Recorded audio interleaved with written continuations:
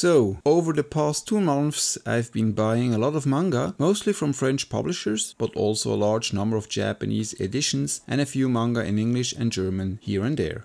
Hi, welcome back to my channel. I'm Swiss Bohemian, a Swiss anime and manga fan, and today I'm going to present you a few manga from my latest manga haul from Japan. This time I got 47 new volumes from Japan. Some are brand new manga and others are a continuation of series I've already briefly talked about in earlier videos. In this video I'm only going to talk about 4 recent series, because I think this is more interesting and helpful for you to watch instead of watching me having trouble talking about 3 dozen of series in broken English. If you have been following my channel for some time now, you know that I'm a sucker for shonen and seinen rom-coms, and also for slice of life series and for fantasy series with great art. So don't be surprised when you see me talking more about those genres and less about, let's say, battle shonen or about isekai stories. Not that something is wrong with those genres. Before we start, if you happen to be new on this channel and you like this video, then please give me a thumbs up and subscribe to my channel. This helps growing my channel and providing you with interesting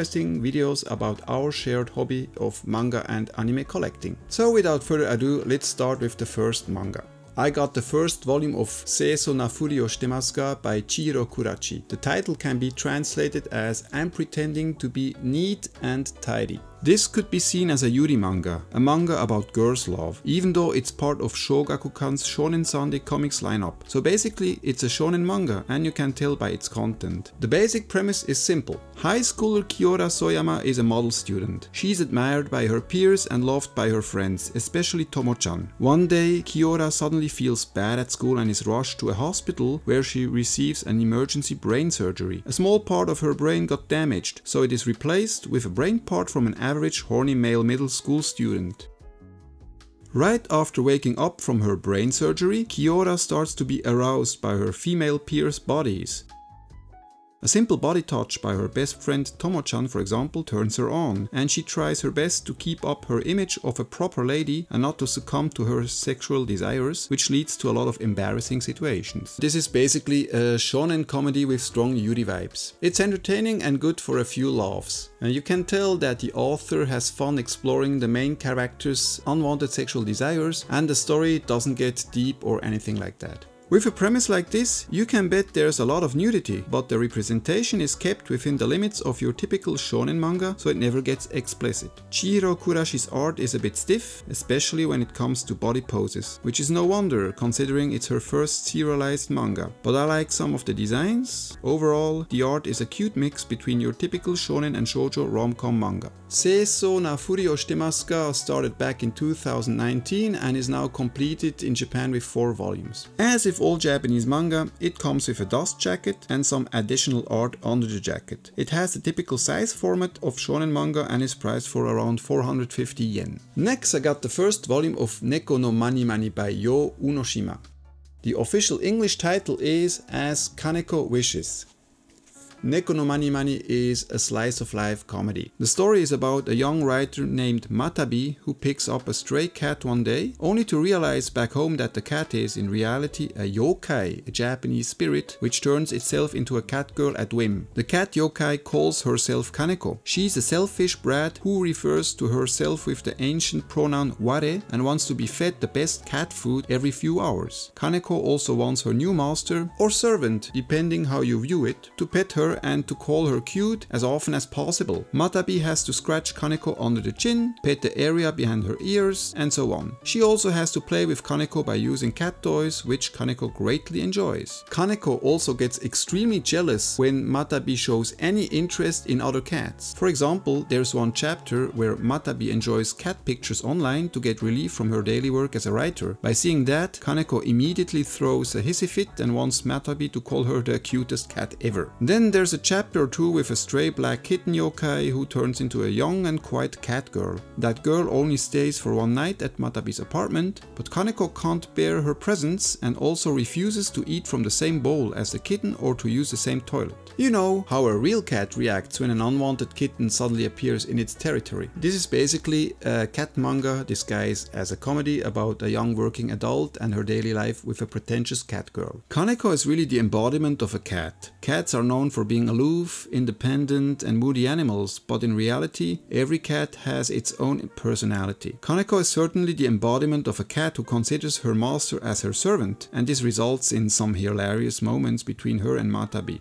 I feel sorry for Matabi. She's often stressed with her work as a writer, and back home she has to take care of this selfish cat. What I like about Neko no Mani Mani is its gentle humor. It's never completely mean, and the idea of having a pet in human form isn't original, but it's sufficiently well done in this manga. I'm curious to see how the relationship between Kaneko and Matabi will develop in the next volumes. Neko no Mani Mani is a brand new manga. The first volume was published back in last September by Enterbrain, and it's part of the Harta Comics lineup. For a change, let's put aside all things cute and let's talk about wrestling and bullying. I got the first 2 volumes of Dump the Heel, a seinen sports manga / sports drama by Hidenori Hara. Dump the Heel is a fictionalized biography of Dump Matsumoto, one of Japan's most famous female wrestlers of the 1980s. The story begins in the early 1980s, at a time when a young Dump Matsumoto had just started her career as a wrestler and was still known by her real name, Kaoru Matsumoto. Kaoru is a gentle person who constantly gets bullied by her seniors of the female wrestling company she joined for no reason at all. Probably just because she's one of the newbies and she's chubby. Kaoru's seniors force her to disguise as a turtle, only for her to eat crumbs from the floor. They beat the crap out of her. They constantly insult her. They force her to buy things for them. And they even manage to make Kaoru miss the bus they're using for traveling in the middle of the night, leaving her all alone on the open road. This manga is hard to read. Kaoru definitely doesn't deserve this bullying. No one deserves to get bullied. Her seniors are just evil, and she gets almost no help from others. Even one of Kaoru's seniors, who's nice and understanding at first, turns against her when Kaoru discovers that she's secretly stealing money from others in the locker room. The group's manager and company CEO also turns a blind eye to the bullying. It's almost as if bullying is part of an initiation process, part of becoming a real professional wrestler who deserves to be on stage and performing her act in front of a big crowd. On top of that, Kaoru's family situation isn't rosy either. Kaoru's mother, who lives together with Kaoru's younger sister in a rundown apartment, is working hard in a factory. Kaoru's father is mostly absent and abusive. He refuses to divorce his wife and shows up every once in a while only to beat her up and to get some money. This is the main reason Kaoru joined the wrestling company. She casually says she wants to kill her father. All this bullying and misery really makes you root for Kaoru. You really want her to get revenge by her beating the crap out of her seniors and her father. By the end of volume 2, the story is not quite there, and the focus shifts a bit to one of Kaoru's best friends, who's also struggling as a wrestling newbie. But you start to see that gentle Kaoru turns her immense frustration and anger into real strength on stage, and the crowd starts calling her dumping truck because she just crushes her opponent like a truck. I'm looking forward how gentle Kaoru will turn into badass Dump Matsumoto in the next volumes. Oh boy, reading Dump the Heel takes you on an emotion roller coaster. I had a blast reading that manga, but it's hard to get through all that misery and bullying, and Hara Hidenori's art doesn't help, and I mean that in a good way. I've been a fan of Hidenori Hara's manga for many years now, and Dump the Heel is another great addition to my manga collection. Hara's art, with its classic 1980s character designs, is quite old school. He uses speed lines to convey dynamism and screen tones for setting the mood. Hara also loves to split up the character's reaction and emotions into many individual panels of different sizes, and he makes good use of realistic looking backgrounds and props. In this regard, his art reminds me of that of Adachi Mitsuru. Like Neko no Mani Mani, Dump the Heel is a new manga which is still running. Volume 1 came out back in March and Volume 2 last July. Part 3 just came out last month. Dump the Heel is published by Shogakukan and part of the Big Comic Spirits lineup. There's no manga art behind the dust jackets, and each volume costs around 650 to 700 yen. Finally, I got the first volume of Uchi no chiisana Jochuu, My Little Girl or My Little Maid by Kana Osada. This is a charming slice of life manga with a historical backdrop. The story takes place in the late 1920s, at a time when working as a maid, or jochuu, how it was called back in the day, was still commonplace in Japan. Reiko Hazumi is a busy translator, living all on her own in a mansion and in need for a domestic helper. She's expecting a young woman in her 20s to arrive at her place, but is visited instead by 14-year-old Hana no Naka.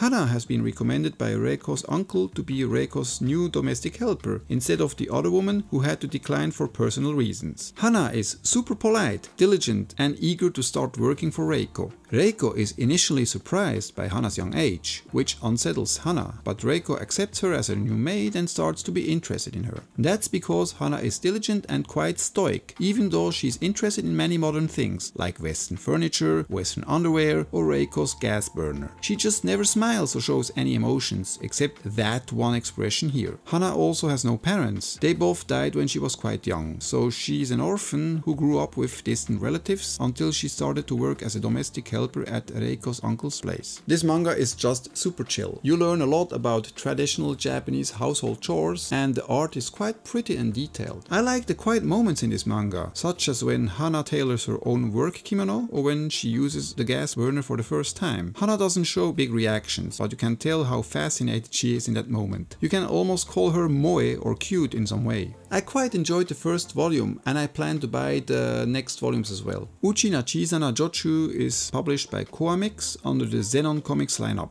The manga has 3 volumes so far and is still ongoing. So, that were 5 volumes out of 47 from my latest manga haul from Japan. I hope you enjoyed this presentation like I did. If these 4 mangas were available in English or French or Spanish or Swahili, which one would you get? Or would you get them directly from Japan? Let me know in the comments. As for the next video, I'm not quite sure yet. Would you like to see me talk more about other manga from my recent manga haul from Japan? Or would you see me talk about my collection in general? Both takes quite some time to shoot and also to edit, so let me know in the comments. Thanks for watching and happy holidays!